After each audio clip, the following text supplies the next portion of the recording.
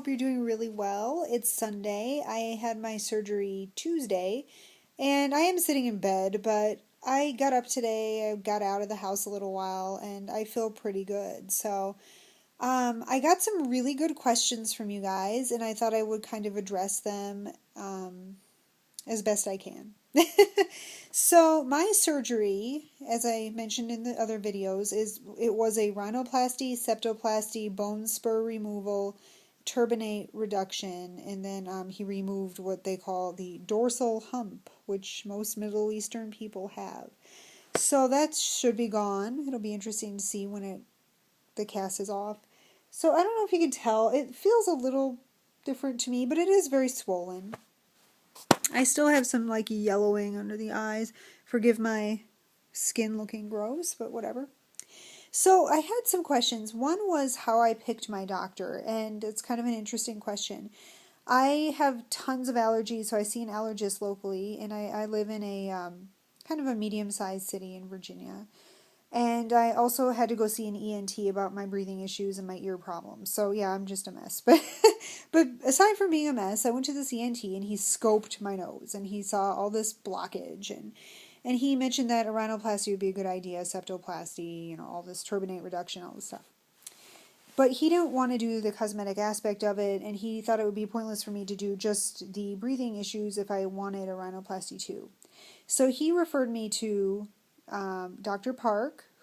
Dr. Stephen Park, who is he's a professor at UVA, and he is world renowned, famous, the best on the East Coast, all this stuff. So I went to meet him, and he was kind of not so complimentary, which, okay.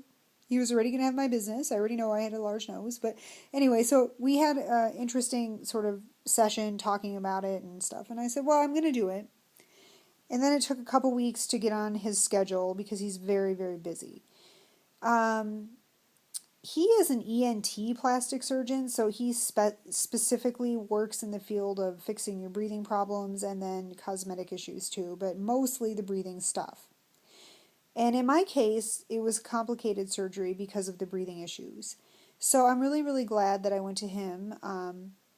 It'll be interesting to see how it looks, but so far I'm really pleased with his staff and all his residents and just the care I got in that office. It was really, really good. Someone asked how much it cost, and I can kind of go over that, but it's kind of complicated. My insurance covered all of the breathing issues. So I don't even know how much that aspect of it cost, but it covered all of that part and the anesthesia for that part of the surgery. I had to pay for the anesthesia for the part of the surgery that was cosmetic and, of course, the surgery itself. So I ended up paying $6,800, which is kind of nuts. But I had, a couple years ago, had an appointment with Dr. Nadiri, who's in Northern Virginia. He seems to see a lot of Persian people. So I thought he might be a really good option for me, but he was $13,000. So I just put it on the back burner and stopped thinking about it because I thought that was unrealistic. So I thought it was a pretty good price. So the motorcycle my husband and I have considered buying is now put on hold, but that's okay because this needed to be done. I should have done it 20 years ago.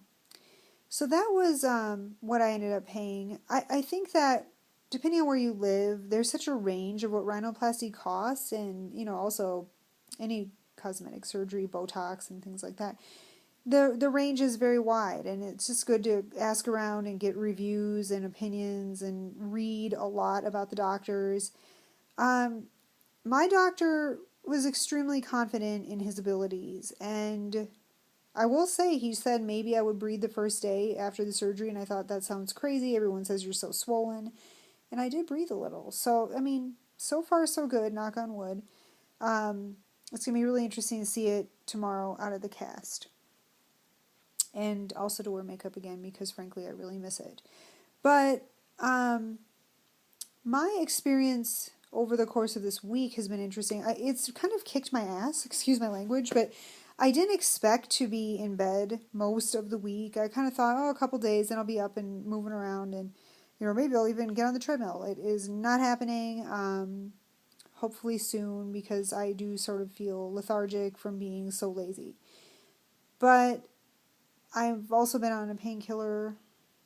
I haven't taken it as much today. It was called, I think, Narco or something. I don't know, but it was a mild narcotic with Tylenol, and that's, what I've been given, and it was sufficient. I didn't need anything more, and that was good. So, yeah, overall, today I felt a lot better.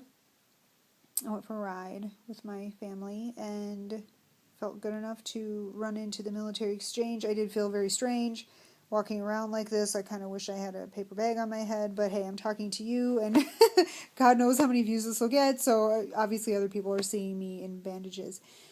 Yeah, so that's kind of the update. I will try to do a video tomorrow when I don't have a bandage, because I am kind of excited to see what it'll look like, but be warned, as I understand it, it's going to look swollen, crazy, and it takes about a year to see the final result, but I'm hoping in a month or so it's going to look pretty fabulous. That would be pretty cool. So, all right, thank you so much. Take care. I'll talk to you soon. Bye.